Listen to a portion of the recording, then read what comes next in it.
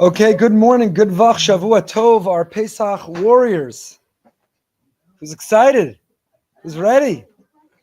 I feel a little guilty because we're doing this earlier than we usually do. We're usually closer to Pesach. On the one hand, that means you could get ready and relieve yourself of all your questions and have more clarity earlier than ever. On the other hand, it means you can be anxious and panic and neurotic and nervous even earlier than usual. So I definitely feel that conflict. But I think doing it earlier is always better because the more clarity you have, the better off you are. And the more relieved and the more relaxed you can feel, which is really where I want to begin. We're going to do what we always do. And frankly, it's not that different than every other year. Although this year there is a big fundamental difference, which is when Pesach falls. It falls on Motzei Shabbos. So we have what's called Erev Pesach Shechalios B'Shabbos. And in case you think that there's nothing to talk about, I actually went through my file and I found from a previous time this happened, no less than I had saved 5 compendiums on Erev Pesach on Shabbos, regulations for Erev Pesach on Shabbos, halachas when Erev Pesach occurs on Shabbos, and so on and so forth. This is not something that comes up that frequently. In fact, I think in Rabbi Bleich's, he has a list of all of the years when it happened. There happens. Somebody had it here. Doesn't come up that frequently, but it does pose some interesting questions, which is what we'll get to. Here it is. Erev Pesach. The vagaries of the lunar calendar are such that Erev Pesach coincides with Shabbos infrequently, but with a peculiar pattern. I'm reading from Rabbi Bleich.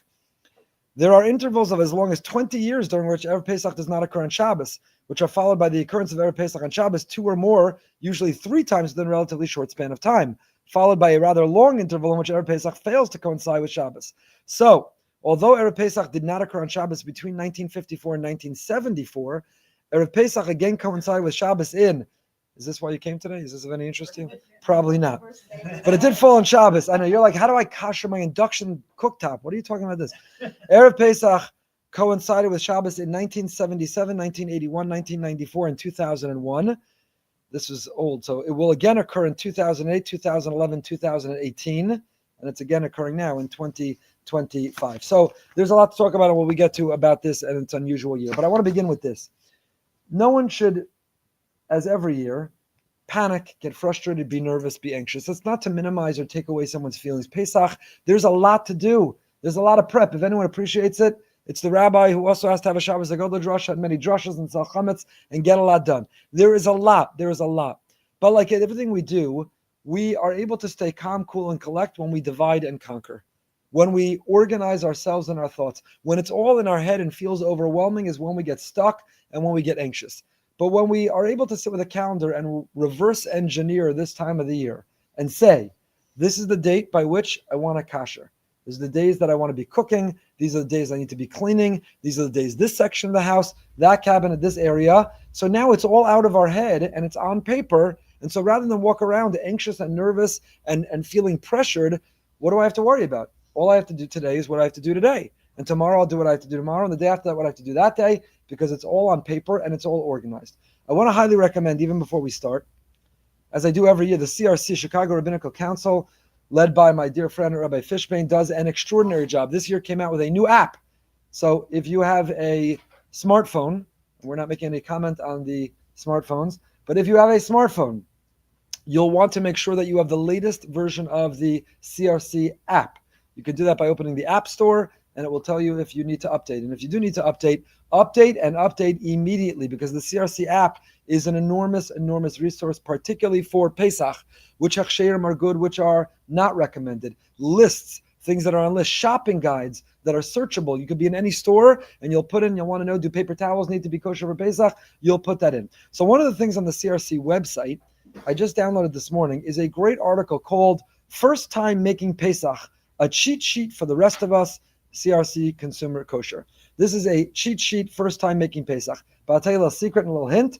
It's not only for those who are making Pesach for the first time. You could be making Pesach for the millionth time. First of all, you'd be pretty old. But you could be making Pesach many times. And having this guide is incredibly valuable. And the first thing it starts off with is something I recommend before I saw it, which is a schedule. Schedule. I know this in my life. And I'm just sharing with you my Shabbos HaGadol. Okay, when do associates need to be done? I mean, when does an outline need to be done? When do I need to choose a topic? What do I need to do today? It's a rule. It's true for all of life. When do we panic and when do we feel overwhelmed? When we fast forward. When we combine everything that is to come into one feeling right now. But if we divide and say, what do I have to do today?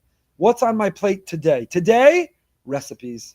Today, invite guests. Today, we're still in Chodesh Adar. We're not even in Nisan yet. We haven't even benched Rosh Chodesh Nisan yet. So today, this Sunday, maybe I want to look at what I saved from last year, take stock, see my recipes, who am I inviting. That's all I have to do today. Every day, what I have to do today, you will save yourself from feeling overwhelmed. And the best way to do that is with a schedule. And reverse engineer, work backwards. Pesach's coming, and it'll be Motzei Shabbos. And that means that you have to be ready on Erev Shabbos, which in some ways complicates things. As I said, we'll get into it. In other ways, it's a gift. You know what it means? What a beautiful Shabbos. You will have an Erev Pesach like you never have. Normally, Erev Pesach is scrambling and running and last minute and shopping and still cooking and figuring out what am I going to feed everyone. There's nothing to eat. We're in that limbo time. And this year, because Erev Pesach is Shabbos, it means, you know what you'll be doing? Taking the best nap of your life. Now, by the way, this is an important halacha. Halacha number 1 for the day. One is not allowed to say, I'm napping. One should not announce in their naps. Everybody nap so you're ready for the Seder tonight. Because you're not allowed to prepare on Shabbos for after Shabbos. It's an Isser called Hachana. You can't prepare on Shabbos for after Shabbos. And telling everybody or announcing for yourself, I'm taking a nap so that I can stay up or you will stay up for the Seder is forbidden. But you could take a nap because you want to nap right now. You're exhausted from making Pesach. You want to nap. You want to rest. Sheina b'Shabbos is tainug. Sleeping on Shabbos is a form of observing and honoring Shabbos. So take a nap like a nap you've never taken before. Read through the Haggadah. Prepare Divrei Torah.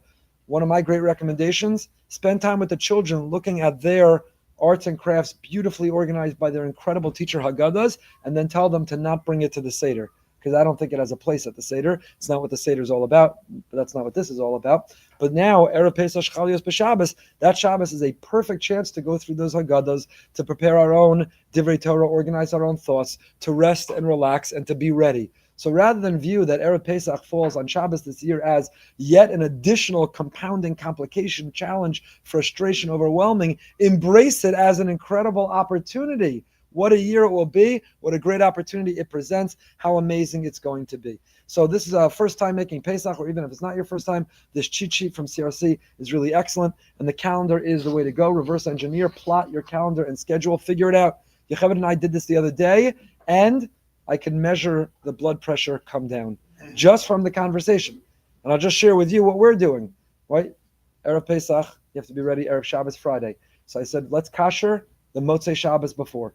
Motzei, the Shabbos HaGadol drasha. Not Shabbos HaGadol. Shabbos HaGadol is immediately before Pesach, but when the drasha will be given. That's Saturday night. It's always best and easiest to kasher on a Motzei Shabbos, because almost by definition on Shabbos you're not using your utensils in ways that you have to let them rest anyway. We'll get into. So Motzei Shabbos is a great time to schedule to kasher. So if you shop before that Shabbos for your Pesach ingredients, and we kasher that Motzei Shabbos, that means that Sunday you're off and running, and you've got almost a whole week, Sunday to Friday, to be cooking for Pesach. So now continue to reverse engineer. What does it mean and what would it take to be ready on that Motzei Shabbos to kasher? What has to happen? Certain things need to be cleaned and sitting for 24 hours beforehand. So how do we make sure that that will be done on Friday and that you can organize a Shabbos that won't disturb that? Serve on paper, put a hot plate in the laundry room rather than the kitchen, make the counters and the sinks off limits so you can be ready to kasher Motzei Shabbos. Okay, that's what we need to do that Friday. Well, what else will need to be done? The house will need to be clean because you're not going to kasher the kitchen with a chametz house. So the house needs to be more or less ready to go by that Friday so you could kasher Motzei Shabbos so you could cook the whole next week. Well, what will that mean to make sure the house is ready to go? When do you need to start cleaning? Again, continuing to reverse engineer. And you know if you've heard this before, it should not take more than 1 day, 2 at most, to clean your whole house for Pesach. That is what I'm going to present to you, taking my life into my hands again this year momentarily. So when do you need to clean in order to be ready to kasher? What ingredients do you need to have to be off to the races that Sunday cooking for Pesach? Or are you first going shopping and maybe some of the ingredients won't even be available, they'll be sold out, you won't be ready, you'll have a kasher kitchen, but not, and so on and so forth. So the moment you sit with a calendar and you literally plot each day what needs to be done by the end of that day, now you can exhale. And we know that you restore your neshama through neshima. You restore your soul, your soulfulness, your spirit, your joy for life through breathing. The word neshima, neshama, the same word. Breath, kol neshama tahalaka. Not with every breath I praise you, Hashem. Not with all my soul I praise you. Kol neshima uneshima tahalaka. With every breath I praise you. So when you plot it out on a calendar and you reverse engineer your schedule this time of year, I don't have to worry about next week or tomorrow. what do I have to do today? What does it say on the calendar? What does it say I have to get done today? And now I can exhale. And I'll leave you with this to dive in. We have a pasuk. Tzaddikim say, "Ki b'simcha seitzeyun, v'shalom tuvalun." Ki b'simcha seitzeyun. What is Pesach all about? Geula. It's all about redemption. It's all about escaping. It's all about liberating. It's all about getting out from under the tyranny and the oppression and the persecution and the servitude. And we are blessed to live in a time and a place that we have so many freedoms in this world. And I spoke yesterday about one tyranny that continues, which is the tyranny of need, of more. But there's another tyranny we have, which is of a lack of happiness, a lack of joy, of feeling overwhelmed, of being robbed of the serenity and the joy for life, the joy for life. And we are bound in the shackles of our own doing because we are so melancholy, so depressed, so sad. I'm not talking about a clinical depression that is nobody's fault and no judgment and that absolutely needs medical help or support. I'm not talking about that.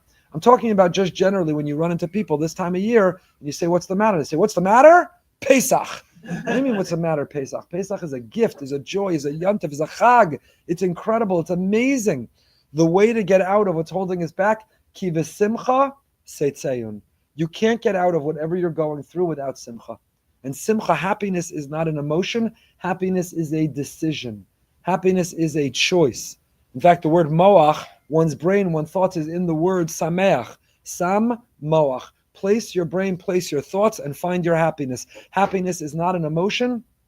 Happiness is a decision, and make the decision to be happy. Why? Because ki b'simcha seitzeyun. Whatever we're going through, whatever we have to overcome, whatever we're navigating in life, the way to get there is b'simcha. Rabbi Nachman speaks a lot about this. Tzaddikim all write about it. Tzfas emes, that atzvos, sadness, melancholy, bitterness, resentment, anger, they bring us down. They rob us of our life, of our happiness. So dafka, this yontif, which is all about liberating and freedom, dafka, this yontif, ki v'simcha, should be more simcha than ever. Put on happy music and eat your happy foods and make a l'chaim with every room that you clean. Make a l'chaim that you've accomplished.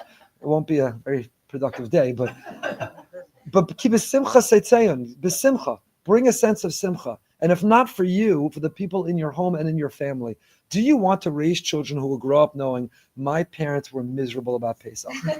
All I ever heard growing up was about cleaning and the expense of matzah and what they're charging for eggs and how miserable it is and the schedule and how hard. What are the likelihood or what are the odds that those children will love Yiddishkeit, will be running towards their Pesach? The way to get out is besimcha. And simcha is not a emotion. Simcha is a decision that we make. So make the decision that you're going to be happy. It's going to be a happy home. That you want to have happy music playing the whole time that you're cleaning, cooking, kashering, and that you are preparing. It is a decision. Keep a simcha seitzeyun. Make the decision to be happy. To be happy. And to do all of this with joy and with the pnimius. The pnimius. We're not just going through spring cleaning. We're not just going through some superficial surface way of preparing a house. There's a pnimius, there's a depth, there's a mindfulness, there's an intention to all that we do. To all that we do. There's an intention, a presence. I'm getting rid of the Yetzer Hara. I'm getting rid of the evil inclination. I'm getting rid of the Chametz. I'm getting rid of the arrogance. I'm getting rid of the poor decisions in my life. I'm searching, I'm destroying, I'm eliminating it. I want there to only be humility and joy in my home. We're literally getting our home ready. We're getting rid of spiritual illness and malady, and we're filling it with purity and with joy. And even though that's hard work, the best things only come with hard work. Good things only come with hard work. So do it with a pnimius, with a mindfulness, with a kavana. Do it so the people around you see, wow, my mother, my father, they were different people Pesach time. Not different people, miserable people. They were on fire. They were joyful. They had a purpose. They were on a mission. And I love that time of year. I wanted to help clean. I wanted to help kasha. I wanted to help chop the charosas and grind the maror and set the Seder table because that was the best time of the year. And many of us have some of those memories. And they inform and inspire who we are today. And are we paying that forward for the next generation to have it too? That's the Pesach Workshop. The rest of it's commentary. Now we'll get into cleaning and kashering and how to do it, but it's all commentary. The whole workshop is ki b'simcha seitzeyun. Don't indulge that Yetzer Hara because it seems like it's popular or funny to be miserable about Pesach. Don't be miserable. Make the choice to be joyful. So let's start out. And we started out with the schedule. We started out with the reverse engineering and know what you need to do every day. And we'll get back to how to clean the house, but let's talk about Erev Pesach. So there are all these compendiums, I told you. What do I have here? 5 different ones from great Talmidei Chachamim and Poskim about how to prepare and how to be ready for that day. So because it's unusual, there are things that we do differently. Normally, the fast of the firstborn, normally the Taanit is on Erev Pesach. Why, by the way, is on an Erev Pesach? Why is the fast that day? So normally we think it's because the firstborn of Mitzrayim were killed, and the Jewish firstborn survived, and we show appreciation or gratitude through a fast. That's not normally. We usually show appreciation and gratitude by eating. So is that the reason? So Shlomo Zalman Zatzal has a very interesting suggestion of why the firstborn fast, and it has nothing to do with the Makas Bechorot, with the killing of the firstborn. It has to do with the following. Erev Pesach was the busiest day of the year in the Beis HaMikdash, because all the Jewish people were obligated to bring a Korban Pesach, the sacrifice of Pesach. And they did it b'chabur, they did it in groups and in units, but the Kohanim were busy that entire day slaughtering and offering the Korban Pesach. Who could have and should have and would have been the ones serving in the Beis HaMikdash? The Bechorim. The firstborn were the ones who were meant to, who were supposed to. But they forfeited it, they lost it. And therefore, on Erev Pesach, Dafka, on the day they would have been busiest in that role, is a day they do introspection, self-reflection, and they fast instead. Today, almost universally, we don't actually fast. They attend a siyum. If somebody is the father of a firstborn son who's not yet old enough, they fast for them or attend a siyum for them. Halachically, you can attend a siyum if you're not able to be there in person over FaceTime or Zoom or a phone call. There are people traveling and they're caught traveling when all the siyumim will be happening. How do they sort of avoid or fulfill not fasting by attending a siyum? So that's one of the ways. So even though the siyum is normally on Erev Pesach this year is Shabbos. So the siyum, of course, is not on Shabbos. The fast certainly is not on Shabbos. When is it? It's moved to, so you might say the day before, Friday, right? Wrong. Because once you're moving a fast day, you don't move it to Friday, Erev Shabbos. That's supposed to be a joyful day, a happy day. So when is the fast of the firstborn this year? Taanit Bechorot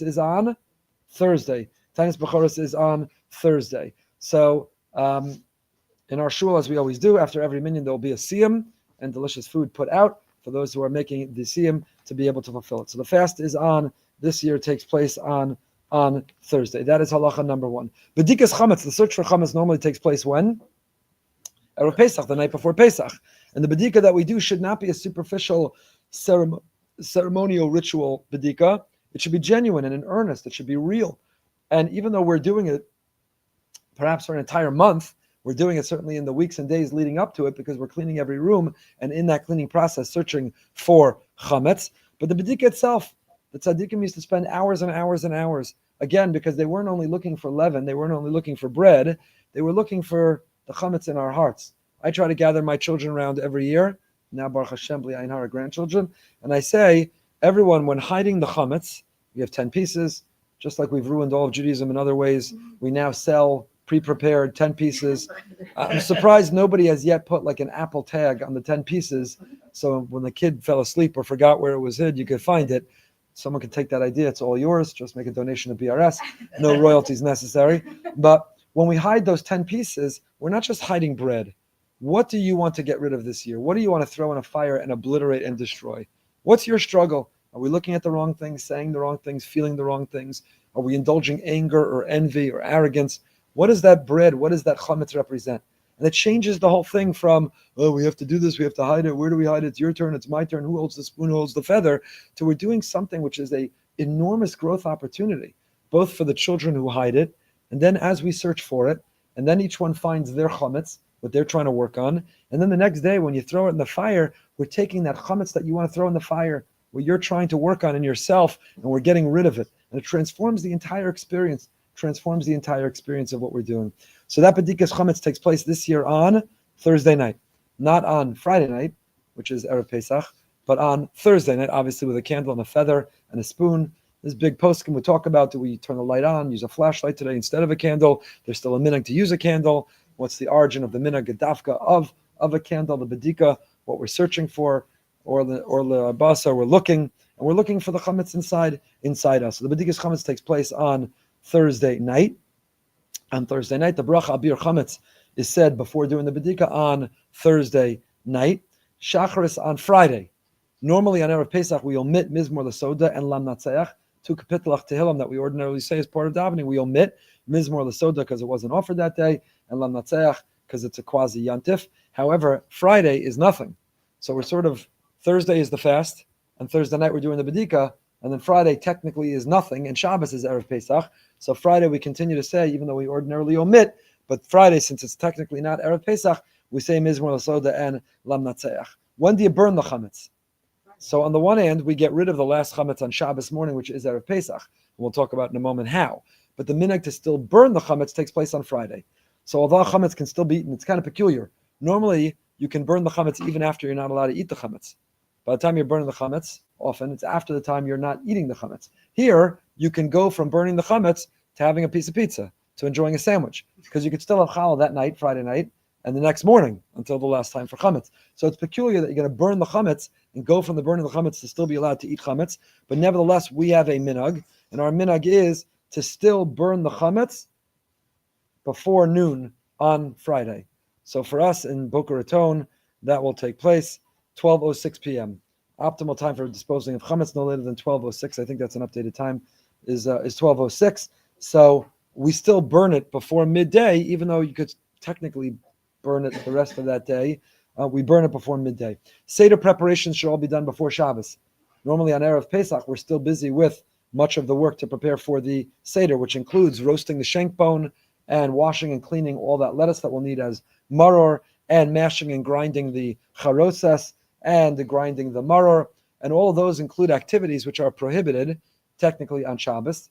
And therefore they should be done on Erev Shabbos. If you forgot to prepare salt water before Shabbos, a small amount enough for the first Seder can be prepared on Motzei Shabbos. Salt water for the second Seder, it's complicated, but the ingredients should be prepared. The Seder should be prepared on Erev Shabbos on that Friday. So there is more work to be done to be ready for this 3-day Yontif, but the payoff is that Shabbos will be more relaxing. What do you do about the Shabbos meals this year? What do we do for the Shabbos meals? So one option is sign up to have them at BRS. We are offering Shabbos meals to make life easier here. So you can sign up to have them here and not worry about it at all. The alternative is, how do you prepare the Shabbos meals? So there are several options. You could prepare a minimum amount of chametz for the Friday night and Shabbos morning meals. Let's say a challah roll per person, or just lechem mishnah that people will eat from.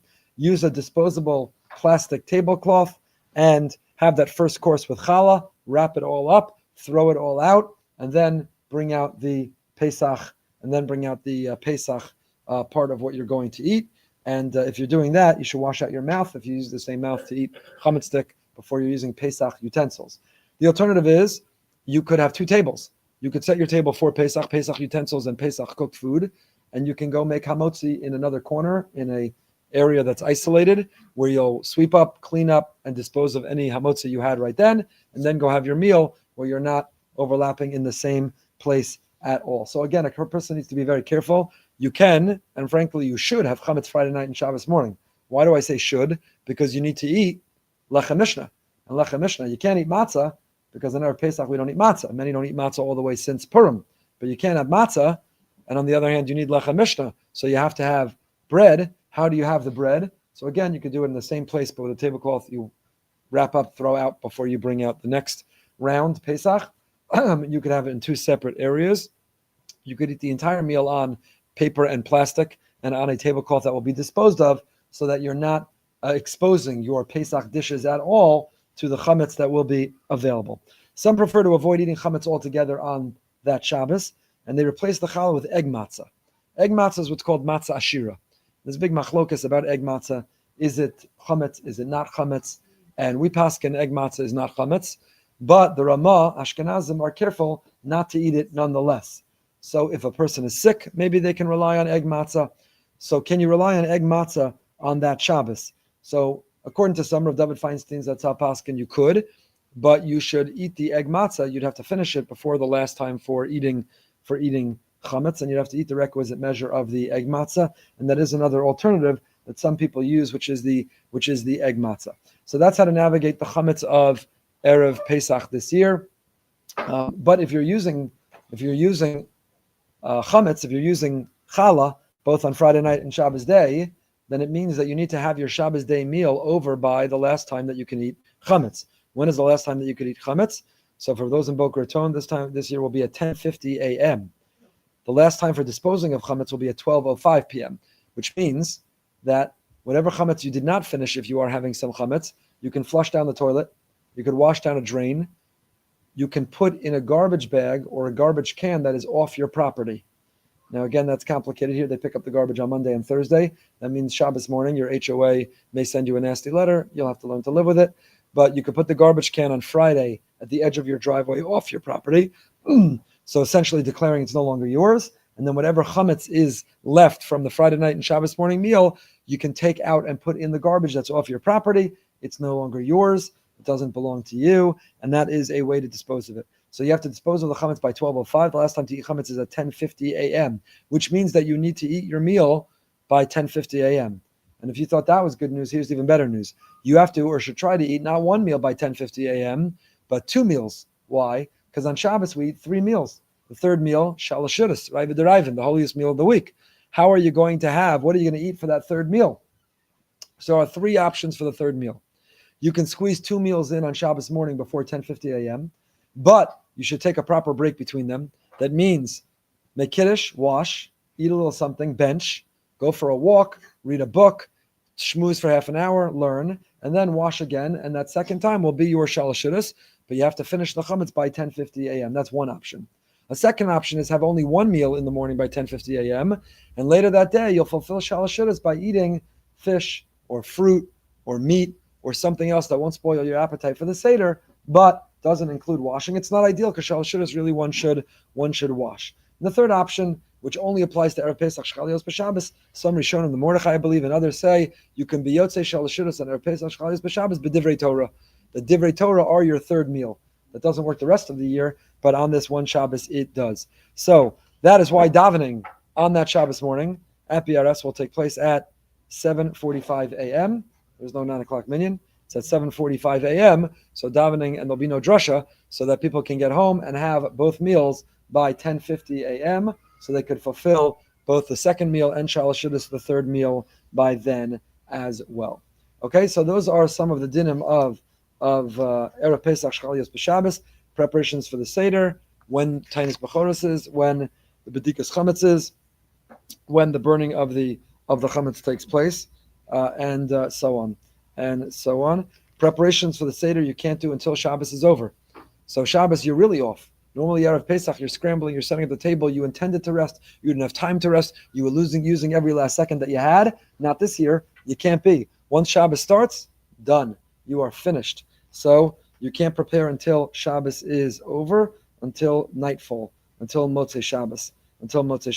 So you can clear the table from whatever you ate on it, but you can't set the table for the Seder until it's Ois Shabbos, until Havdalah, until the time of Havdalah. Havdalah will be said as part of Kiddush, but until the time of Havdalah.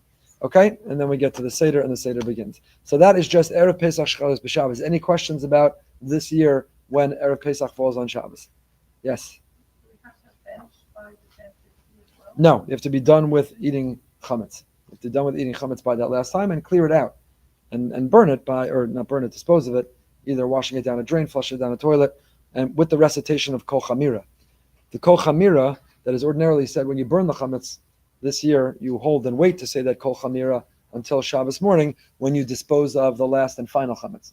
There's one last complication of this, which is more on me than it is on you, which is, how do you sell the chametz? We do the sale of chametz on Erev Pesach. So we're selling chametz that we're then going to eat. Are we stealing from Junior? We're going to sell him. We're going to sell him the chametz on Friday and then eat it the next morning. So how do you organize the sale to either to be a delayed sale or to exclude from the sale?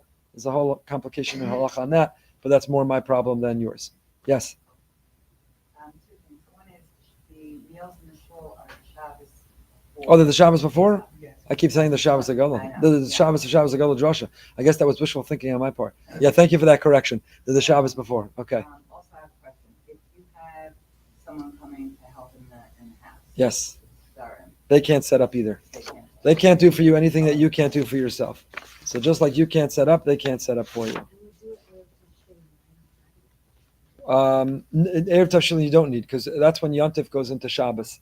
This is Shabbos going into Yontif, so no need for an Erev Tavshilin. Okay, so now we go to preparing the house. So far, right, we're still b'simcha? We're joyful? I don't see any smiles. We're joyous, we're happy, we're making the decision to say happy? Good. So ki b'simcha seitzayun. we're going to stay happy. We're staying happy. So we reverse engineered our week.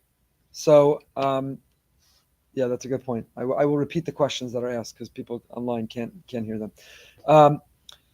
We reversed engineered our life, so we have a schedule, and we only know what we have to do that day, and we're not even looking at what we have to do in the future. I know today, shopping day, today, inviting day, today, cleaning day, or today is a kashering, only what I have to do today. I'm not projecting into the future. I'm not looking. I'm only looking at what I have to do today, so I can be b'simcha, and I go to sleep feeling good, not anxious and worried and what will be and how do I know, and the ingredient will it be there and will I get it all done? No, I've organized it all. I know what I have to do today. Now we've walked through Erev Pesach Chalios B'Shabbos, and we talk about cleaning. So when it says on the calendar, you got to clean your house, let's talk about what that cleaning is.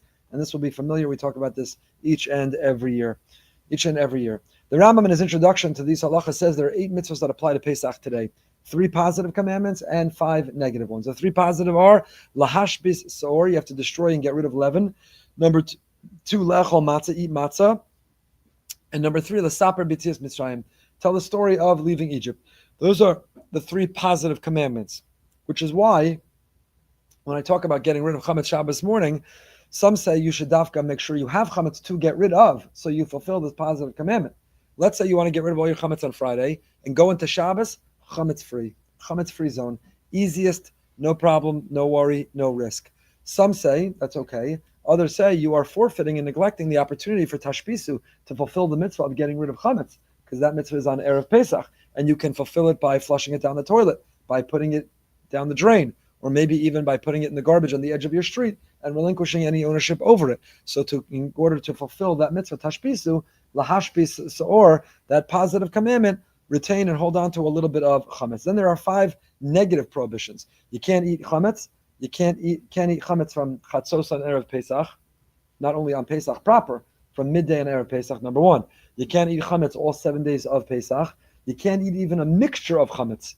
Ordinarily, we prohibit the item itself, but in a mixture is not a separate prohibition. This is a separate prohibition. And then 2 more, bal yira and bal matzah, the prohibition to own and to see chametz that you own. So chametz is unique. Chametz is arch enemy number 1. Chametz is special. Why? 5 reasons. Number 1, we have a specific prohibition, a lav, against even mixtures of chametz, as I said a moment ago. Number 2, we have 2 prohibitions against even possessing chametz. It's not just that you can't eat chametz, you can't even own chametz. Number 3, we have a positive command to get rid of it. Number 4, one is not a lot of benefit. Therefore, you can't have chametz fed to your dog or your hamster or your fish. And number 5, and this is the hardest one, chametz is aser b'mashehu. Even the most minute, smallest, negligible amount of chametz, it is prohibited. On Pesach itself, it is prohibited b'mashehu, even a small, tiny, negligible amount. What is chametz? This arch enemy that we are pledging to defeat, to destroy, to obliterate, to get rid of, what is it that we're looking and searching for and purging from ourselves? So the Rambam says chametz is from the 5 types of grain. What are the 5 types of grain? Wheat, spelt, barley, oats, and rye. Water mixed with flour from these 5 grains that sit and is not manipulated for 18 minutes turns into chametz. That's what we are looking for, these 5 grains. What about kitniyos? Kitniyos are not chametz.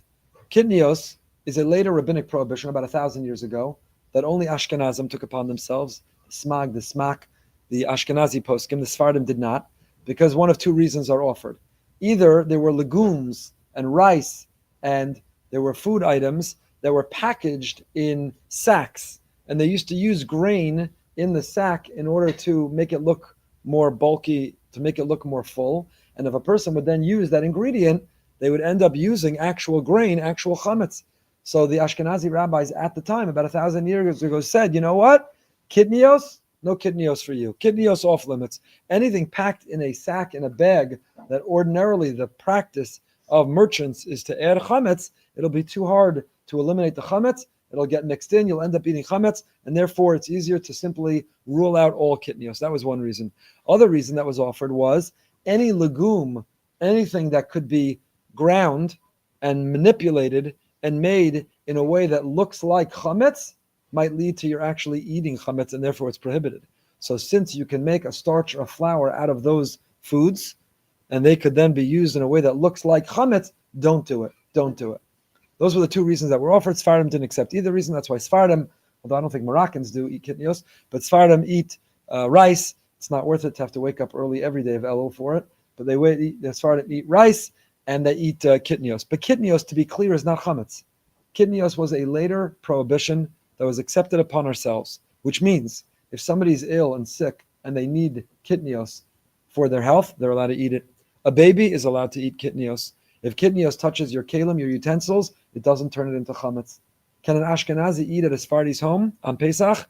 Yes, they can't eat kitniyos and shouldn't eat out of the pot or the hot utensils that came in contact with the kitniyos, but it would not compromise the rest of their utensils. So it's important to remember what kitniyos is, and it's not chametz, that we have a minhag not to eat it. You see which of the reasons we follow today, because now you go to the store or at a Pesach program, they serve kosher LePesach bagels, pizza, melted cheese, bread, challah, and it looks and tastes. It's getting better every year. It's not yet there. And that would violate the original intent of kitniyos, that we're manipulating things to look exactly like and taste close to actual chametz. So nevertheless, we say that we only prohibit the things that were prohibited at their time. So potatoes, for example, because Pesach is really all about 101 ways to make potatoes. Potatoes, potato starch, potato this, potato that, everything is potatoes. But potatoes only came later. It was not prohibited. It was not included in the original prohibition. And the later rabbi said anything that wasn't included in the original prohibition is not added later, and therefore it is permissible. So kitniyos is not chametz. Kitniyos is not chametz. It's only flour of these 5 grains, of these wheat, spelt, barley, oats, and rye, comes in contact with water and remains for 18 minutes without manipulation, becomes chametz. And chametz is also b'mashu. It's also b'mashu. Why? Why is it also b'mashu? Why is it prohibited in such a small, negligible, any discernible amount at all? So Rashi gives a reason. Rashi says it's an Isser Kares. It's the greatest prohibition, severe punishment, and therefore we prohibit it, even the smallest amount, to not even come close to it. The Rambam gives a different reason, which is the Rambam says davar sheish l'matirin, because after Pesach it will be permissible, so therefore we're strict with it on Pesach. There are things that will never be permissible, so we don't have to worry about contact. But here, I eat chametz all year until Pesach. I eat chametz after Pesach the rest of the year. I'm so accustomed and used to eating Pesach, it's so easy to imagine I might make a mistake, so we have to prohibit it in a severe way in order to create a healthier barrier to avoid it altogether. So, how do we get rid of this prohibition of owning chametz? How do we get rid of it? So originally there were 2 methods. The original method was bittul chametz. If I relinquish all my ownership, if I hereby declare I don't own you chametz, I'm breaking up with you. It's a problem in me, not in you. We don't get along anymore for the next 7-8 days. I'm breaking up with you. I don't own it. So technically speaking, if I don't own the chametz, I don't violate Rid of Chametz. So I could simply be mafkir. I could simply declare ownerless all my chametz. What's the problem with that? Imagine if I left my house exactly the way it was and simply stood in the kitchen and folded my arms and blinked and said, I hereby don't own you any chametz. I broke up with you. I don't have any relationship with you anymore. What would likely happen?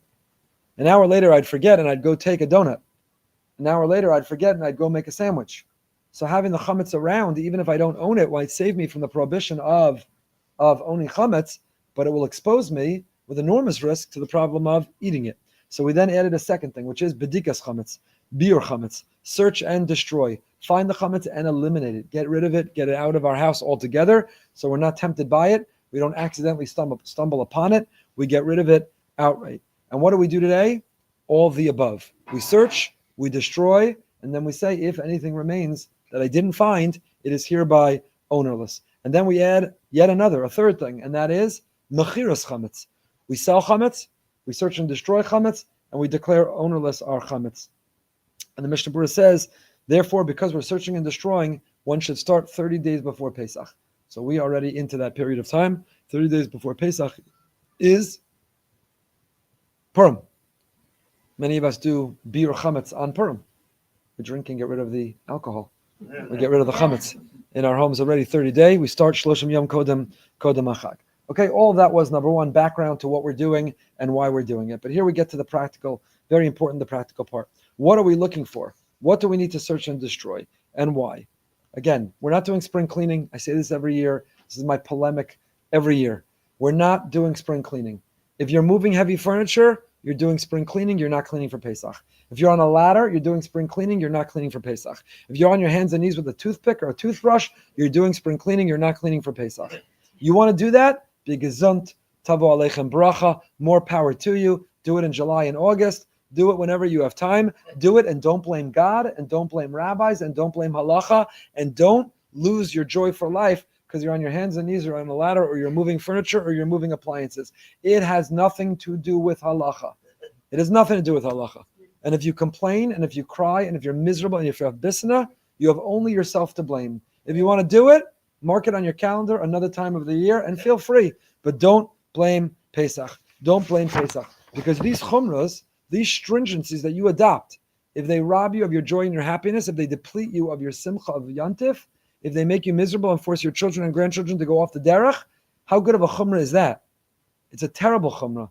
A chumrah that makes you so miserable, the people around you don't want to keep Pesach. A chumrah that makes you pass out at the Seder table, miserable about Pesach every year, is not a chumrah.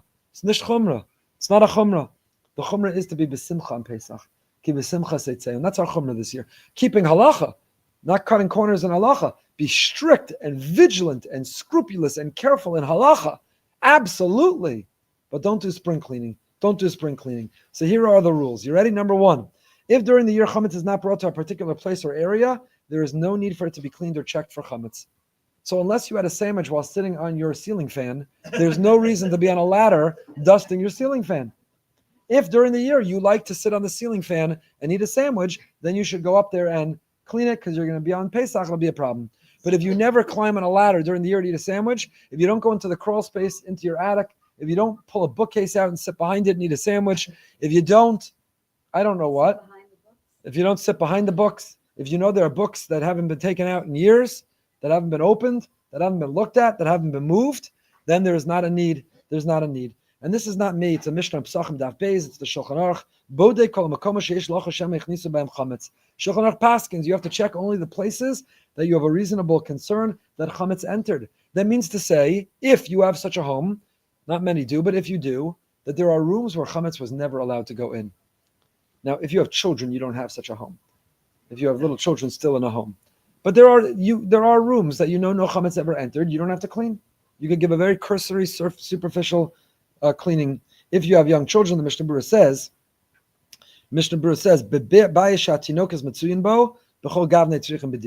if there are young children in the house, all bets are off. Then chametz might have gone almost anywhere. But even with young children in a home, you know that no major furniture, appliances, ceiling fans, grout in tile need to be cleaned. So all of that is rule number one. Rule number one is if chametz didn't go there during the year, you do not need to clean it for Pesach. That's not me. I just read to you from the Shulchan Aruch. Number two, if an item is not used for Pesach, there's no need for it to be cleaned or checked, provided it will be sealed away and the chametz on it is sold. So, this is, even cleaning your kitchen for Pesach should take a couple hours, maybe. You know why? You're going to take your bread maker, your blender, your sandwich maker, George Foreman, Olav Shalom, your George Foreman, just passed away yesterday, 2 days ago. You're going to take all these appliances in your house that you can't kasher for Pesach anyway. How much time are you going to spend cleaning them? Zero. You're going to put it in a box, put a piece of tape. You're going to put it in a cabinet, put a piece of tape. And guess what? They're ready for Pesach. They're ready for Pesach. If you're not using them, if you're not kashering them, you need not clean them. You can seal them and put them away, and the chametz on them is sold. The chametz on them is sold. You're doing bittul on the chametz on them. The chametz on them anyway is less than, we'll see in a moment, but less than a kazayas. Any chametz on these appliances is inedible, is less than a kazayas, is being sold, and for those reasons, if you're not kashering or using them, simply seal them.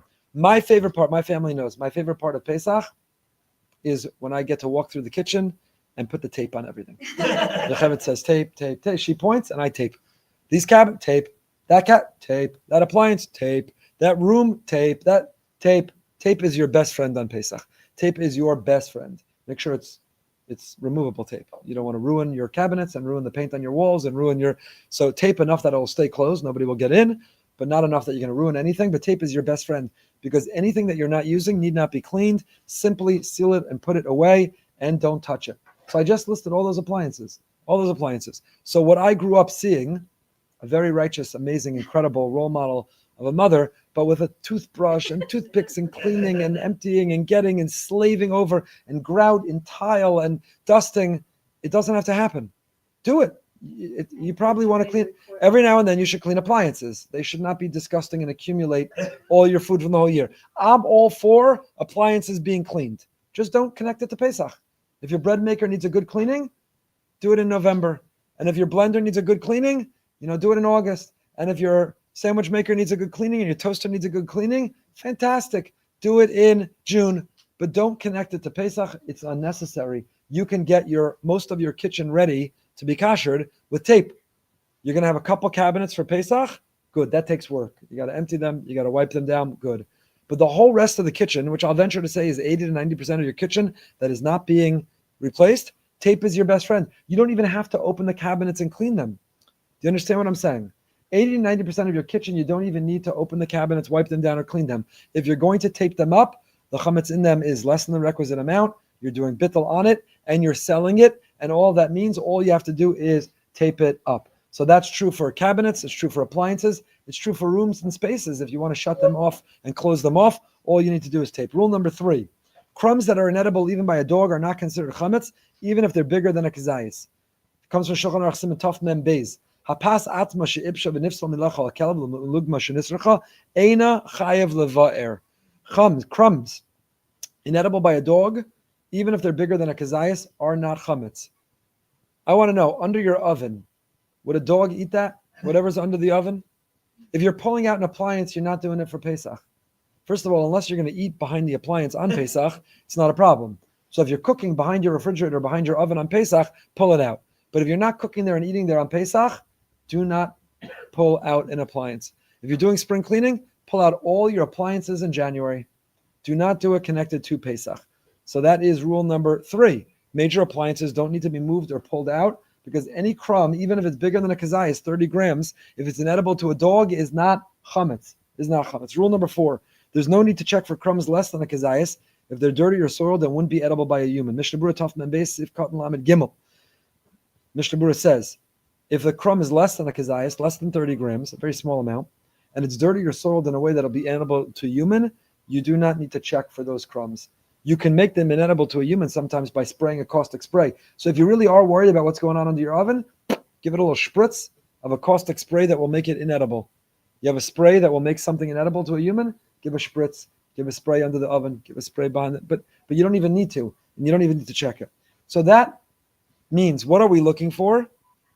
We are searching only for chametz that will be exposed on Pesach, chametz which is less than a kazayis, edible by a human, chametz which is more than a kazayis, and edible by a dog. That is what we are looking for. So now let's go through our home. How long does it take? Should you check? You need to check the drawers of dressers, particularly, again, if you have kids, they hide all kinds of things. You want to make sure that there's no hamantashen still sitting in one of those drawers. You want to make sure there's no donut. What if you're not going to own it? Yeah, so again, you could walk around your whole house with tape and tape everything up, and whatever won't be opened on Pesach need not be cleaned. But assuming you're not taping your kids' dressers and their closets and so on, if there's a whole room, you live in a house that there are rooms that you could just tape the entrance to that room. You want to tape the entrance to your garage. You want to tape the entrance to you could simply do that. You could tape up whatever you're not going to access. But if you're going to access your dresser, your armoire, your closet, your home, then you need to look. You need to look. But you don't need to empty and wipe down. You need to look. You open a drawer, you look, you move, there's no chametz. That's not a place chametz is brought. It's not a place that needs to be cleaned for Pesach. It's a place that should be confirmed that there is no chametz. So assuming people maintain their homes in a minimum amount all year, assuming you ever vacuum your carpet, assume you ever, wipe down surfaces that should be wiped down, cleaning each room for Pesach should take a minimum amount of time. You're going through, and you should go through pockets of clothing in a closet because people do put a candy and a wrapper and they could put chametz. But again, how much time does it take? And here's a great way to recruit our family. Children should be responsible for their own room. We have to double check it, but they should be responsible for the heavy lifting of it. By heavy lifting, I don't mean actually doing any heavy lifting at all. You shouldn't be moving a dresser. You shouldn't be taking down a pole. You shouldn't be climbing on a ladder. It means walking through and making sure it's not there. And the kitchen, which is arguably the hardest place to get ready for Pesach, really tape is your best friend. Any cabinet that won't be opened, tape it up. A refrigerator that won't be open, tape it up. A part of a refrigerator, we move all of our chametz items into 1 or 2 shelves of our second refrigerator, and we tape the cover of it, and that's it. Tape it up. The rest of obviously that fridge and any other fridge need to be cleaned.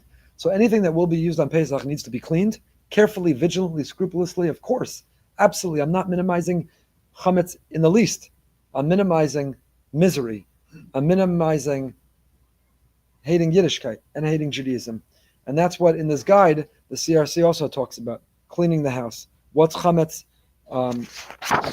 You should download this guide. Basic cleaning. Sweep, vacuum, mop the entire house. Collect all chametz into one or two places. Empty and wipe all areas that hold food, pantry, shelves, refrigerators, freezers, if you're going to use them. Thoroughly clean parts of the kitchen, dining room, family room, other rooms where food is eaten that you're going to use. Vacuum all parts of the car and couches, including in folds of the seats. For sure, if you're going to sit on the couch on Pesach, you need to make sure you clean out in between the couches. Empty and wipe all purses, briefcases, knapsacks, and school bags if you're going to use them on Pesach. Again, if you're not, you can put them in a room that you're putting a piece of tape over. If you have a closet, you can throw. It's a good thing to go through the knapsack anyway, so I encourage it. It's a good thing to go through your briefcase anyway, so I encourage it. It's a good thing once a year to check your golf bag anyway, I encourage it. But if you're not going to use any of those things on Pesach, and you have a room, a closet, you can put them in and put a piece of tape across it, you could also do that. You could also do that.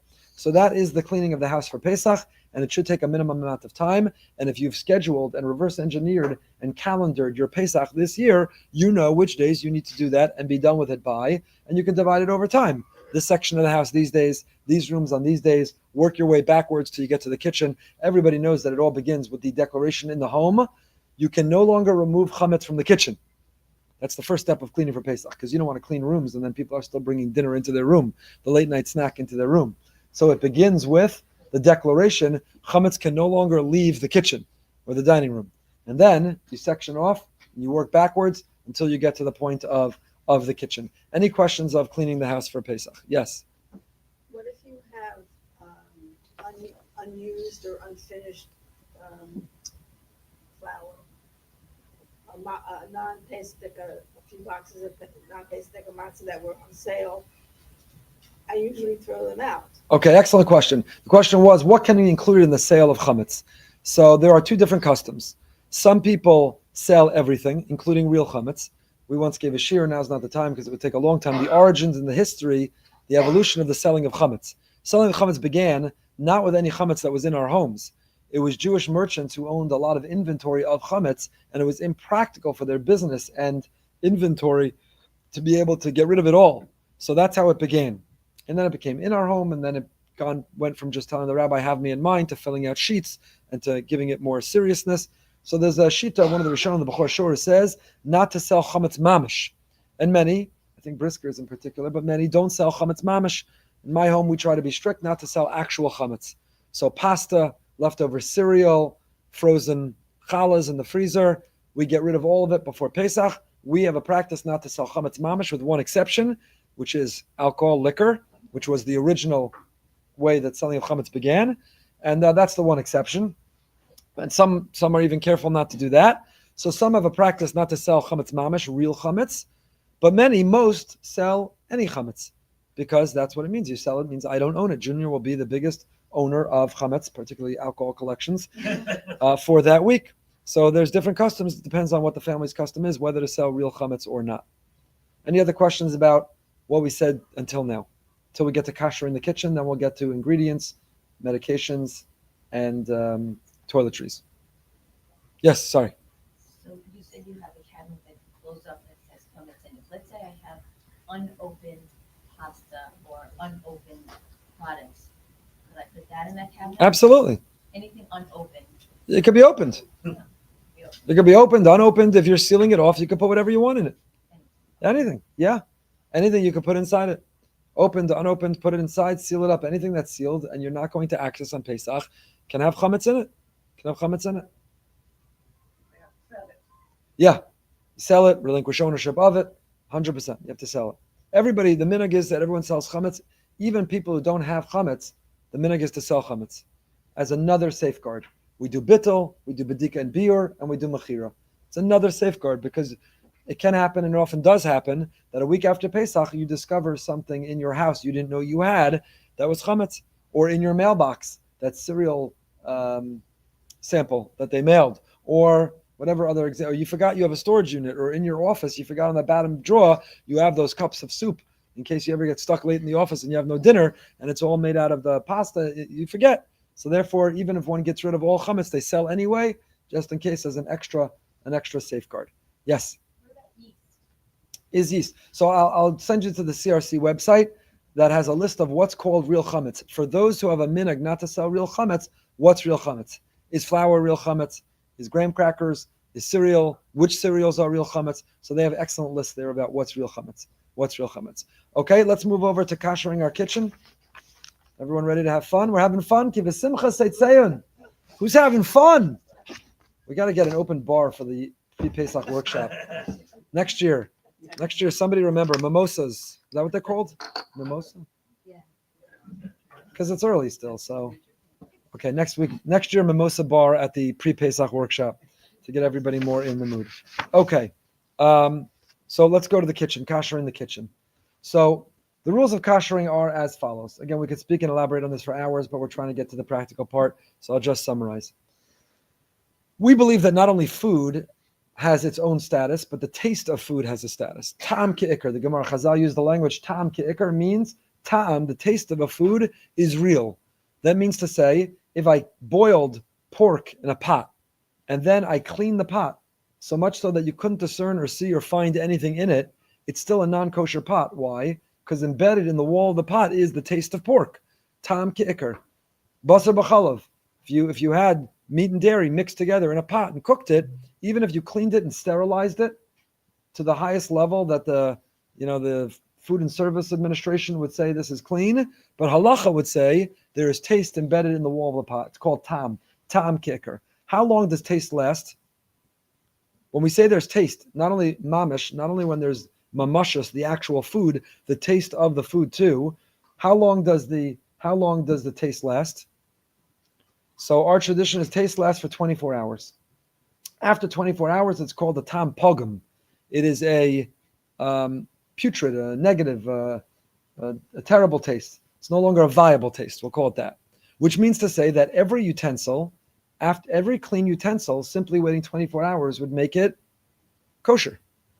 If you have a pot that boiled meat and milk in it, if you have a pot that boiled pork in it, and you clean it well and wait 24 hours, halachically, biblically speaking, midoraisa, now it's kosher. Now it's kosher. Came along the rabbis and they said, but what are you going to do? Our kitchens today, we're very spoiled. I haven't done it. Curious. How many individual items do you think the average person has in their kitchen? If you count every fork, knife, pot, bowl, plate, blender, mixing spoon, Tupperware, hundreds, thousands? It's got to be at least in the hundreds we have in our kitchen. So what are you going to do? Have a little timer next to every one of them to calculate your 24 hours of when it was last used? So our rabbis came along and they said, you can't use an Eino ben yomo, atu ben yomo. Ben yomo means 24 hours. Treat every non-24 hours as if it's within 24 hours because we don't know. And if you're off by a minute, let's say it's 23 hours and 59 minutes, and now you cook in it, you ate treif. That minute will make the difference. And since there's so much at stake and there's so many utensils and we don't know how to keep track, we say that really it's true biblically waiting 24 hours automatically makes it kosher. But we're going to still treat it as non-kosher even after 24 hours because it's too hard to calculate everything in our home. Okay, all that is rule number one. Ta'am ke'ikr, ta'am pogum, ben yomo, eino ben yomo. I'm giving you all of Yoredeya in 5 minutes. That's rule number one. Rule number two is kabolo kach polto. So if I'm treating a utensil as still having the taste even after 24 hours, how do I get the taste out? How do I get it out? So let's say somebody made something in my pot and I want to restore my pot to being kosher. So if I wait 24 hours on a biblical level, it's kosher automatically. But the rabbis came along and said, don't rely on that because we're going to make a mistake. So you have to still treat it as non-kosher even after the 24 hours. So how do I get the non-kosher taste out? So the rule is kibolo, the way it came in, polto is the way it goes out. If it came in because through a liquid medium, you boiled in it, so you get it out through liquid medium, hagala. If it came in through heat, an oven, you get it out through heat. You have to raise the temperature to get it out. If it came in through steam, you get it out through steam. Kibolo kach polto. The way it absorbed is the very manner, is the very way that you purge. That's the way that you do it. So those are the principles that guide all of kashering. We learned that from Klei Midyan. Parshas Masay Matos Masay, after we defeated Midian, and we took the spoils and included their kitchen utensils. We wanted to know, how do you kasher? So everything that comes be'esh, savaru be'esh, and so on and so forth. So however it absorbed the taste is how you purge the taste. So how do we kasher? We do all the above. That's why whatever you're going to kasher in your kitchen, what do we say? Clean it well, wait 24 hours before you kasher. Why? By waiting 24 hours, you've already made it biblically kosher. And now the kashering is just a stringency on top of that. But cleaning it and waiting the 24 hours already made whatever taste was left in it no longer viable, meaning it now is kosher again. And when we kasher on top of that is a stringency. So that's why, whether it's our counters or our sink or our microwave, we'll get to the oven, depending if it's self-clean or not. Everything we clean well, wait 24 hours, and then kasher. Why? Because we've already removed it from being biblically prohibited just by doing that, and now it's an additional layer of stringency to kasher it nonetheless. So let's go through our kitchen. The cabinet I'm going to use for Pesach items, clean well, wipe down, and there's a minhag Yisrael to layer it, put down paper towel. Because it's a minhag and out of halacha, you don't have to start arts and crafts. You don't have to start cutting the paper towel, taping it together, making sure you cover every millimeter. It's a general idea. Whether it's the cabinet or the refrigerator, we layer it. If you're laying your refrigerator, be careful, because refrigerators need the air to circulate to not break. So you don't want to layer the shelves of a refrigerator with something which will prevent the air circulation. I'm not liable if you do that and your fridge breaks down. But whether it's a cabinet or the refrigerator, we remove everything and we clean it well, spray it, clean it well, wipe it down, and then it's now ready for Pesach. We put something down, put down a paper towel, put down something on the surface, so it is ready for Pesach. The freezer, you should allow to defrost, because sometimes the freezer will have frost on it, and there's a piece of chal, a piece of bread stuck to it, a piece of chal stuck to it. The kid who took a bagel but didn't really close it up well, I'm calling it a kid, but it's really your husband, and he left the bagel package up against the side, and now it frosted up against the freezer. So the minhag is, the practice is, defrost the fridge. I think we clean it well and either unplug it or defrost it and let it be cleaned out well and wipe it down and then layer it. The accordion along the side, try to clean it out. Chametz can get caught in there. Don't go crazy. What can you do? Remember what we saw. Spray. Inedible to a human, even if it were bigger than a kazayas, would not be. Certainly if it's smaller than a kazayas, inedible to a human is not chametz. Take a caustic spray, go along the accordion door. Try to clean it first. If you see a big chunk of a food, don't just spray it and walk away. Try to clean it first. But if you're still nervous, you didn't really get in there, don't get a toothbrush, don't get in there, don't spend 4 hours on it. Just take a spray and spray the accordion around your refrigerator. Okay, refrigerator, freezer, we're good? Good. Let's move, and cabinets, good. Let's move over to countertops. So countertops are made of different surfaces. Some can be kashered and some cannot. Granite, stone can be kashered. Formica, CRC paskins, we paskin formica can be kashered. As long as it doesn't have little scratches and it's not discolored, formica can be kashered. How do you kasher countertops that can be kashered? First thing you do is clean them well and leave them for 24 hours, which, if you follow my schedule, means if you're kashering on that Motzei Shabbos, it means for the 24 hours, i.e. all Shabbos, you can't put anything certainly hot on the counter. So you might want to take a tape and put a big X along all the counters to remind the morons in your home that we said we're not putting anything down on the counter. Don't put anything on the counter. Put up a folding table. That'll be your counter to serve that Shabbos. Serve on paper. Make it easy. Put a hot plate in the laundry room. Figure out another way. But if you want to be able to kasher your kitchen that Motzei Shabbos, which is what we're doing, then you'll need to clean the counters and start the clock on the 24 hours before Shabbos. Okay, so first thing you do is clean well, wait 24 hours. Then you're going to kasher through something called irui. Irui means pouring hot water. Why? Because how did those counters absorb a taste to begin with? Because a liquid spilled on them. So the way that they absorb the taste of chametz is something spilling on them. The way to purge them of that taste is irui. So you're going to boil water until it's mala ababuos. This is one of those rabbinic onomatopoeias. Onomatopoeia means when a word sounds like what it is describing. So the halachic word for boiling water is male, filled with ababuos. Ababuos is like bubbling water. Ababuos. That means to say you can't heat the water until it looks hot. It's producing steam. You can't do it until there's a little foam on the top. It's got to be bubbling. That's the level of heat That's the height of the water. It needs to be that hot before you're going to use it for Iroi, before you're going to use it to pour Mala Ababuos. Some kettles can produce water that hot. You could use a kettle. Other times you take a big pot and heat the water. Use gloves. Be very, very careful when kashering. You don't want to. Don't kasher in open-toed shoes. Don't kasher without gloves.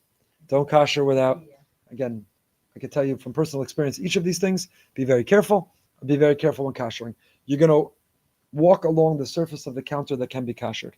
You can't simply throw the water and have the water run, because by the time the water gets 6 inches later, it's cold.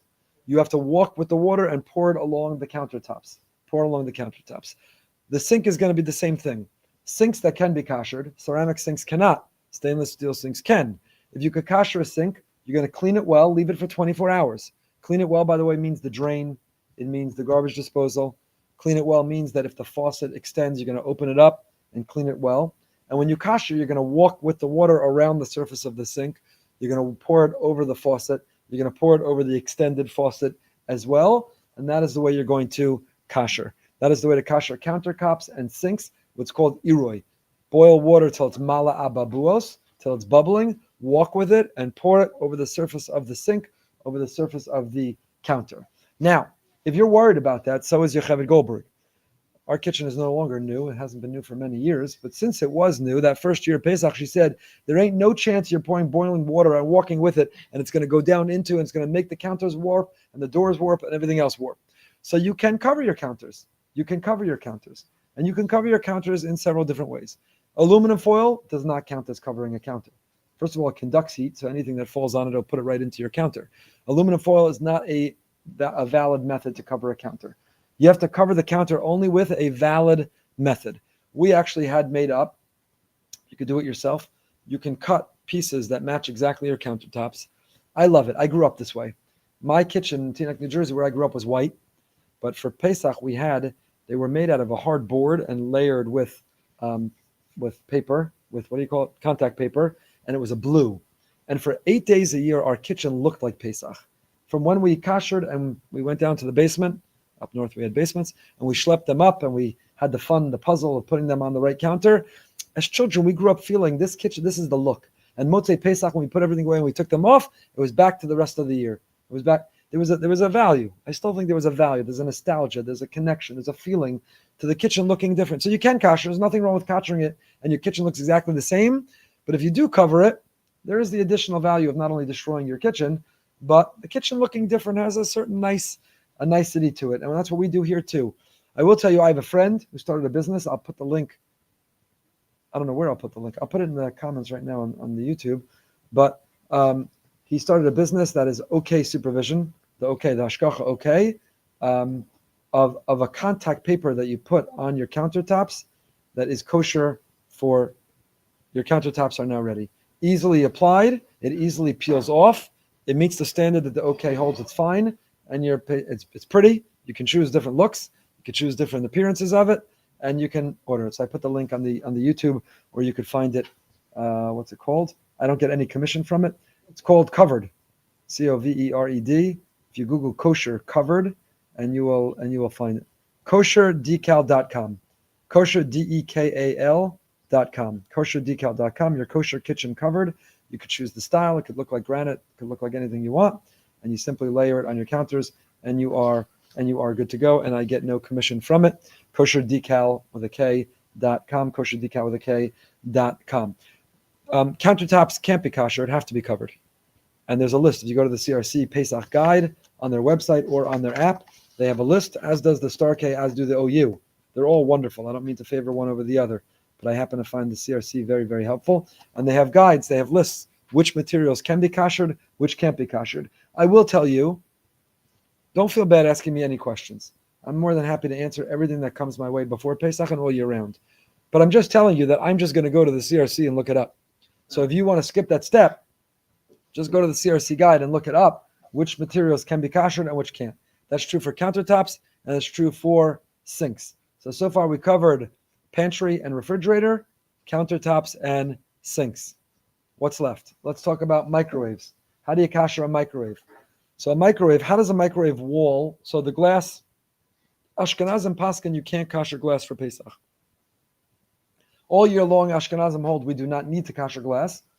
We follow the opinion that glass doesn't absorb, doesn't purge, but it also doesn't absorb. Ashkenazim technically could use the same glass bowl for meat and dairy, not at the same time, separately and clean, but glass doesn't absorb. But Pesach, we hold it doesn't absorb, it can't be purged, you can't kasher glass. So the glass tray of the microwave you have to remove. You could order a different one for Pesach or just operate without a glass tray for that week and be fine, just chol hamoed really. So first thing is you take the glass tray out of the microwave. You make sure the microwave is clean. Often there's a fan or a vent area in the microwave, make sure it's all clean. So clean it, leave it 24 hours. How did the walls of the microwave absorb any taste that you need to kasher it? Through the medium of steam. So the same way it went in is the same way you get it out. Take a microwave-safe bowl or cup, fill it with water, and put it in the microwave long enough that it produces steam, fills the chamber with steam. It could be 10 minutes, 15 minutes. Be very careful when you open the microwave. There are stories of it combusting or danger when you try to boil water in a microwave. Be very careful when you open the microwave. And then you have to do it a second time. Why do you have to do it a second time? Because you have to kasher the spot where the bowl was the first time. So if you used a styrofoam or microwave-safe bowl or cup, you have to move it to another spot. So now you could kasher that spot. So run the water again a second time. That's how you kasher a microwave. The thing that holds the glass. Yeah. That's If it's plastic, it can be kashered. It can. Plastic can be kasher. We paskin hard plastic can be kasher. So that's how you kasher. What if it's a convection microwave? A convection microwave is kashered like an oven, which we'll get to in a moment. But that's a microwave. Any question about a microwave? Yes. The glass is removed when you put the cup in the bowl? Remove the glass before you clean it and leave it for 24 hours. And then put the glass away for Pesach. Put it in a cabinet, piece of tape. Can't kasher the glass. So take the glass out and put it away. Yes. The pots or anything that you're koshering that you're using to kosher the glass in the microwave or the pot that you're putting boiling water to. Good. Have to be pasted. Thank you for asking that. I'm sorry I left it out. What you're using to kasher does not have to be Pesach dik. If it's not Pesach dik, it has to be something that wasn't used in the last 24 hours. So you could take a pot that hadn't been used in 24 hours, that's clean, hasn't been used in 24 hours, and that's what you're going to use to kasher. Many have Pesach pots, big Pesach pots that use that to kasher. That's also fine, but you should kasher the stove before you put your Pesach pot on it. Okay, which we'll talk about in a moment. That's microwaves. Anything else with microwaves? Okay, good. So let's go over to the stove. How do you kasher a stove? So let's go with the easier ones first. A gas range, you kasher by leaving each burner on its highest setting for 20 minutes. Sort of arbitrary. Yeah, each year I saw a CRC raised it this year. I think it's higher than it used to be. 4 minutes. Yeah. They say highest setting for 30 minutes. Turn on the flame or coil to its highest setting for 30 minutes. 15 minutes is enough for exposed electric coils. But CRC this year says 30 minutes, I think 20 minutes. Ramosh Tshuva says until it gets hot enough to singe something, if it touches it, until it glows. So leave the electric, and then you cover everything else with tinfoil. So if you have a stovetop that's gas, you leave the burners on high, and you cover everything in between. What if you have? I won't spend that much time there. There are grates that are not only on the actual fire, but they have grates that extend across the whole. So the part in between won't get kashered. So what do you do about that? You could kasher it by putting it into your oven and kashering it with your oven. It might discolor the grates. I take no responsibility for it. Don't sue me afterwards. But if you put grates into a self-clean oven or even an oven on the highest setting, it will kasher the grates, the area in between the fire as well. So a gas oven, you kasher by leaving each fire on its highest setting for an extended period of time. CRC says 30 minutes. I'll say 20 minutes, and covering all the area in between. Electric cooktop. If you have the coils that you see, you turn it on long enough until you see them turn red. And then you cover all the area in between. With tinfoil. The third possibility, and it's been fascinating to follow the evolution of the different organizations when it comes to the glass cooktop, what they recommended when it first came out versus today, to the point that the CRC guide literally says this year, clean surfaces and grates as well, do not use for 24 hours, turn on flame or coil. This is also effective for glass-covered stovetops. They literally just throw in glass-covered stovetops are the same as stovetops, whereas, whatever, we don't have to go through history of how it all began. But anyway, I feel a little bit vindicated because what we were suggesting at the very outset, because I spoke to some of my rebbeim about it, is what they've all caught up to now. So the glass top stove, leave each burner on high till it glows. I suggest pouring water, because there are poskim who do allow the glass along its surface. You can't cover the glass because you'll break it, it'll crack. But the biggest thing when it comes to the glass top stove is you can put anything on the actual burners, even if the pot is a bigger circumference than the burner, but don't put anything hot on the glass in between the burners.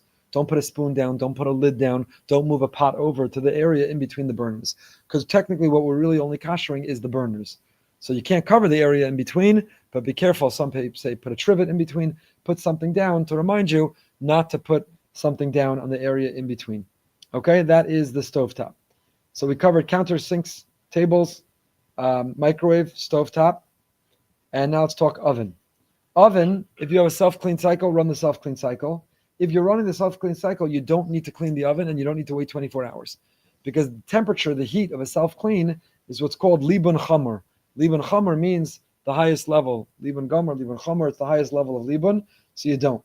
If you're not using self-clean, then you can clean your oven well, leave it for 24 hours, and then put it on the highest setting for an hour. Clean the oven well, leave it for 24 hours, and put it on the highest setting for an hour, and that will kosher the oven as well. And that's how you kosher a convection microwave. Leave it, clean it well, leave it 24 hours, and put it on the highest setting for an hour. What about an induction cooktop? Induction stovetops cannot be kosher for Pesach, so you have to use an induction disc, a layer that will be a barrier between the top, the stovetop, and the pot. Tablecloths, fabric tablecloths can be used for Pesach after being laundered. Vinyl and plastic cannot be koshered. So if you have a fabric one, you could just run it through the wash, and that makes it kosher for Pesach. If it is a vinyl or plastic tablecloth, you need separate ones for Pesach. What about flatware? Can they be koshered? First of all, we're having kashering here. Nadine, when is our kashering here? Since you know our schedule, apparently. I think it's on Sunday, April 6th, maybe.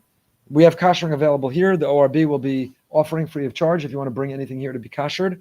But again, it's the same principle. Leave it, clean it, leave it for 24 hours before you kosher it. Put it in the boiling water, make sure it's fully immersed. Take it out. The minhag is to then run it under cold water or put it in a basin of cold water. And make sure to maintain a ratio in the water against whatever you're koshering of 60-1. So don't dump all your flatware or all your kiddush cups in the pot at once. Do them a few at a time, so you maintain that ratio of bittul for another technical reason having to do with koshering. Oh, plata is koshered. Clean it well, leave it 24 hours, and then put it on a high setting for an hour, and then use it only covered on Pesach. Cover. I use the water when I do the. Yeah, you don't have to do it with water. Use it on the highest setting. Clean it well, leave it 24 hours, plug it in, highest setting, leave it an hour, and most importantly, cover it. Cover it. Tin foil. You don't have to pour boiling water on. You don't have to pour boiling water. A warming drawer. Warming drawer might be the most important in my kitchen. I know that we use it every Shabbos. Warming drawer is a Shailin Hilchos Shabbos. They're different poskim. Rav David Cohen permits it, and I believe even has one himself. The warming drawer, the CRC guide, the warming drawer can be koshered by cleaning well, leaving 24 hours, and then getting a sterno and lighting a sterno in the warming drawer and leaving it a little bit open. You need some air circulation. So leave the warming drawer a little bit ajar, leave it a little bit open, and light a sterno inside, and that will build up enough heat that you've koshered the warming drawer. That's how the CRC says you can kosher a warming drawer. You can kosher your Keurig. If you'd like to use a Keurig on Pesach, if you need your coffee for Pesach, real coffee snobs look down at people with Keurigs. I'm a simple person. I'm an instant coffee guy. I'm happy with that. Keurig is even better, but I don't need the fancy. But the real coffee snobs, they look down at Keurig people. So I apologize if you're a coffee snob. But you can kosher a Keurig. Clean it well, open it all of its parts, clean it well, leave it 24 hours, and then run a kosher for Pesach K-Cup through once, and that's how you kosher it for Pesach. How do you know which are kosher for Pesach K-Cups? So conveniently, the CRC has an entire list. Coffee K-Cups, View Cups, Bolt Pack, Single Serve, Unflavored, Non-Decaffeinated. This is a list. They get it from the OU guide, so we should credit the OU. Per the OU Pesach Guide 2025, the following products are OU certified for year-round use and kosher for Pesach 2025, even without special Pesach certification. And there is a long list here. So if you can't find a K-Cup on here that you could use, God bless you. But there's a lot. There are a lot on here, including Starbucks, CRC. Almost everything you can find CRC is excellent. That is the warming drawer. That is your Keurig machine. What else? Anything in the kitchen that we didn't cover? Hot water urn. Thank you. Hot water urn. So if you have a hot water urn, I highly recommend. They're so inexpensive that you get a second one for Pesach. You maintain a year one and a Pesach one, because the only way that you can use the one from year round is if you never washed it with chametz dishes or in a chametz sink or chametz dishwasher. If you never allowed water to come from it into a bowl of oatmeal or anything that's chametz. If you never, into the cholent pot or anything like that, there are so many variables that you would have to have never done in order for the hot water urn to be good for Pesach, that they're so inexpensive, and I don't mean to count anyone else's money, but relatively inexpensive. Buy a cheap one, a hot water urn that you plug in. That's your Pesach that 1 week of the year, and you're good to go. I highly recommend that. Yes? My oven, when it's a self-cleaning, and when I do it during the year, the inside of the door doesn't always get completely, the glass of the door still has schmutz. Yeah, the question was, people run a self-clean. First of all, sometimes it doesn't make it to the end of the cycle. And then people worry, didn't make it all the way to the end of it. Is it still good? Yes, if it reached that desired temperature, even if it didn't make it to the end of the self-clean cycle, you're still good. What the heat temperature is so inside that whatever you find afterwards, it's kosher. Just needs to be cleaned. If you don't believe me, take a wooden spoon this year, put it in your oven and run the self-clean, and you'll find a pile of ash on the bottom of your oven. Literally. That's the level of heat. The CRC Pesach guide has an excellent page called Can It Be Kashered? And it goes through everything in your kitchen, and it has can it be kashered or not kashered? From air fryer, aluminum baking pan, blech, blender, bone china, cast iron pan, cement, ceramic, china colander, convection oven, cookie sheet. I'll skip to the end. Stovetop, tablecloth, toaster, urn, warming drawer, wood. So if you have a question, this is an amazing guide. Can it be kashered? If you're not sure what we do, you want my opinion, I'm more than happy to have you. Air fryer, it says cannot be kashered. But it's with an oven.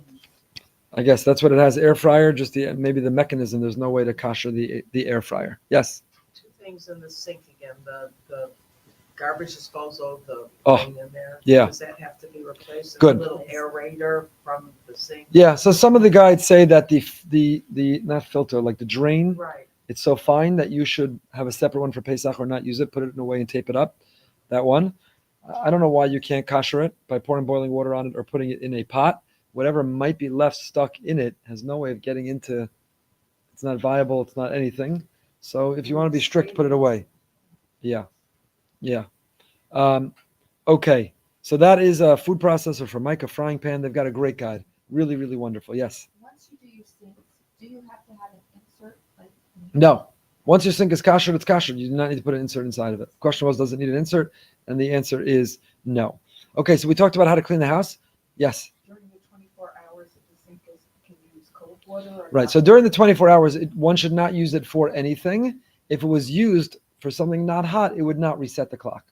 What would reset the clock is if it was used for something that's yad soledisbo, that's hot. But because we want to avoid any mistake and mishap, better not to use it at all. So if there's a sink in your laundry room or garage or the bathroom, that's the sink for that Shabbos if you're koshering that Motzei Shabbos. Yes.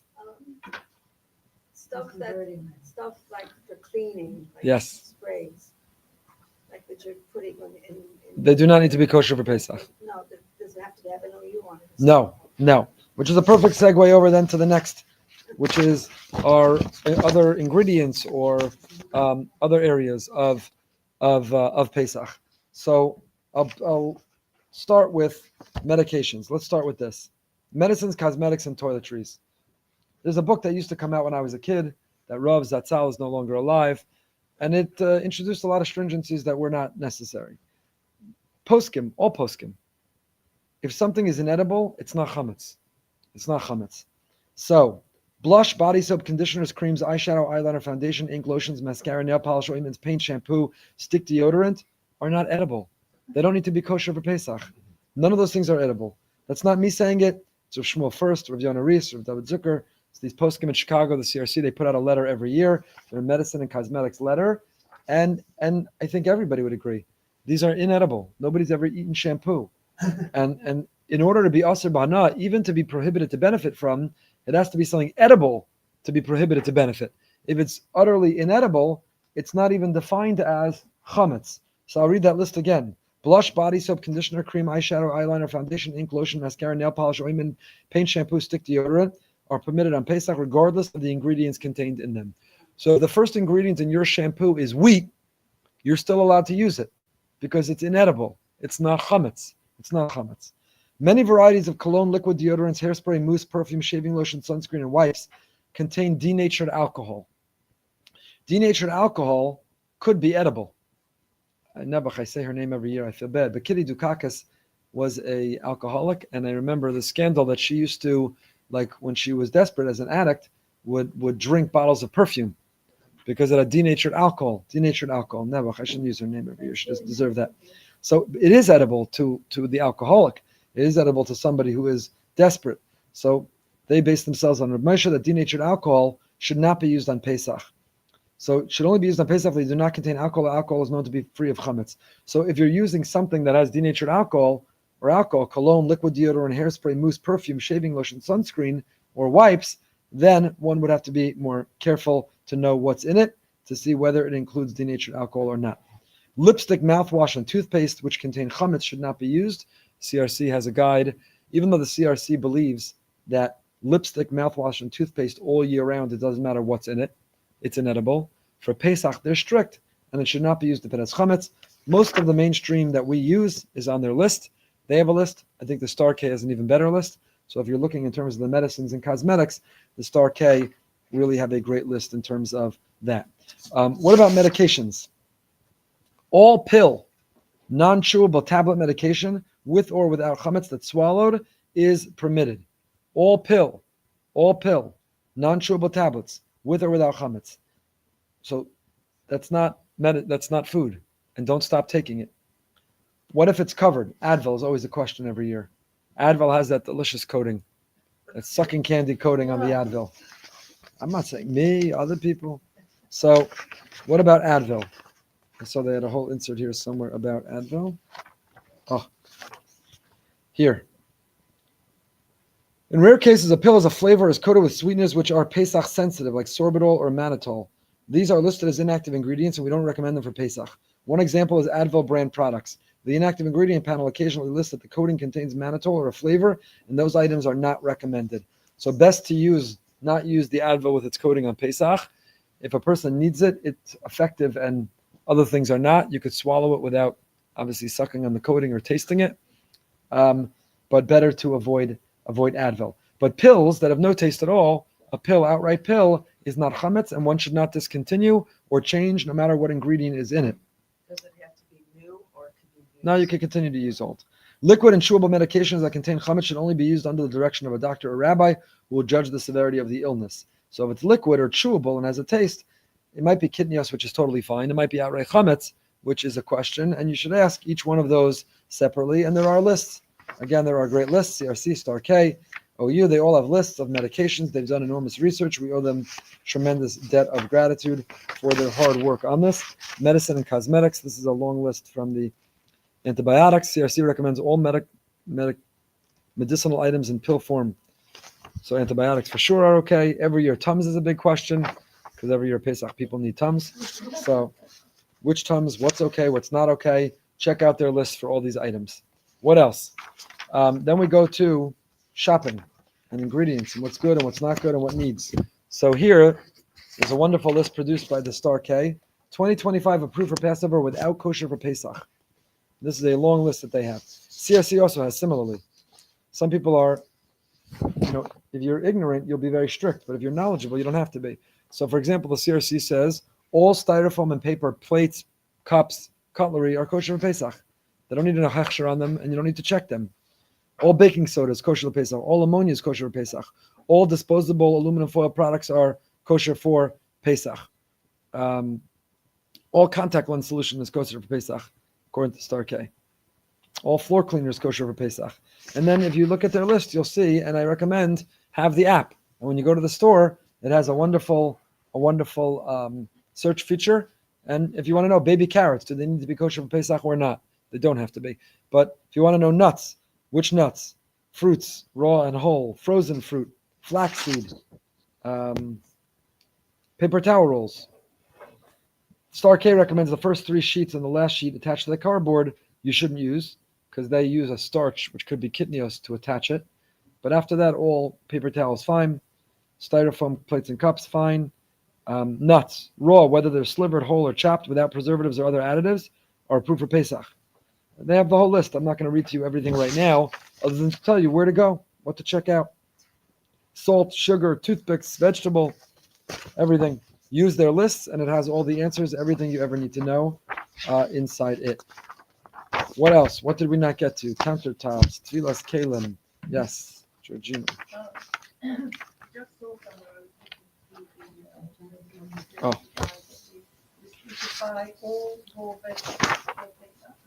Yeah, that's a stringency.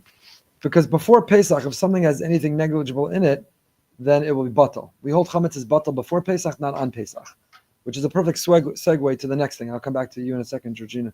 But the question of what you should buy before Pesach.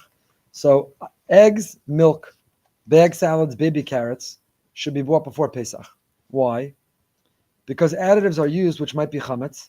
Additives are batal b'shishim, but they're in stores very soon after they're processed. So the milk, eggs, which you buy in Chol Hamoed, might have been produced on Pesach with the chametz additive, which can't be nullified. So buy it all before Pesach, it's nullified.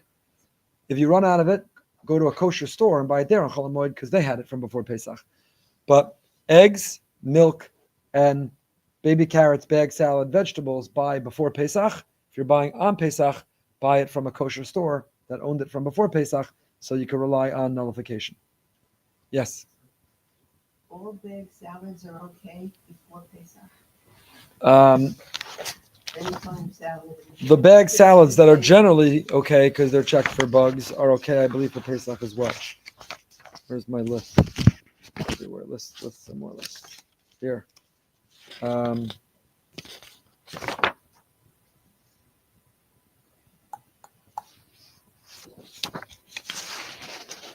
This is the Star-K one. Sorry, the CRC. Make a little shopping list. Yeah. This is the CRC shopping list on salads. Bagged salads. If certified is unavailable and contains no kitniyot or sensitive additives, buy before Pesach. That's what they have. If certified for Pesach is not available and it contains no kitniyot or sensitive additives, then you can use it, but buy it before Pesach. Okay, what else? What? Barbecue. So the barbecue can be kosher, but it's complicated. It has to be cleaned really well, left, and through Leaven. You need a blowtorch or to raise it to a certain temperature. So get a disposable one or a George Foreman for Pesach that you keep around, and so on. It's not enough because the hood of the barbecue, if you close it, also would need to be koshered. Question was about a barbecue. Someone asked online, Nespresso machine, I believe like a Keurig machine, you can clean it, leave it 24 hours, and run an espresso pod through it, and then would be kosher for Pesach. If you reseal granite counter with polyurethane sealant, do you still need to use boiling water on it? I would need to look into that. I don't know whether the polyurethane sealant is enough of a barrier to consider it koshered. My instinct tells me you'd still need to pour the boiling water, but I'm not positive. Okay. Any other questions? Yes. Quinoa is okay. Some would consider quinoa kitniyot, but we don't. We allow quinoa on Pesach. We allow quinoa. What are the questions? Quinoa is not kitniyot. You can use quinoa on Pesach. Quinoa. Kashering, switching over, Seder preparations, Rid of Pesach. I think we covered everything. Anyone have any other questions? Yes. Just want to make sure we can eat Kitniyot after Hashel from Shabbos, right? Yes, you could eat kitniyot through Pesach. No, I'm sorry, not quinoa, kitniyot. Kitniyot you can. That's a good question. I think we stop eating kitniyot when we stop eating chametz. Yeah, but I'm pretty sure we stop eating kitniyot when we stop eating chametz. We treated already the same rules. I'm pretty sure. Someone online asked, and I'm glad they did, because every year it comes up. Can you kosher with steam? Use a steamer along your countertops. Can you use a steamer? So the answer is no. The answer is yes, theoretically. But Moshe holds that in order to kosher with steam, you can't kosher with steam. You have to kosher with water. When the steam comes out of the steamer, it would have to turn into water and be hot enough to kosher, which most steamers do not do that. So However, the CRC did have one steamer that they recommended that does do it, and I have to find it in all these papers. Kashering the kitchen steamer. Here it is. Thank you, Hashem. The general rule as per Ibn Moshe is that kashering must be done with water in liquid form, cannot be done with steam. A steamer can only be used for kashering if two conditions are met. First, the steam must condense to the point that the whole area being kashered is covered with water. Second, the water must be 212 degrees. Most steamers sold for cleaning purposes do not meet these criteria, can't be used. But Wagner Power Steamer 715 can, if one is diligent to use it slowly and with patience. So the Wagner Power Steamer 715 can be used. Any other questions? Oh, that was online. Okay, any other questions? Okay. Ki b'simcha seitzeyun. I want to see smiles. A happy, beautiful, positive. Wishing everyone a chag kosher v'sameach.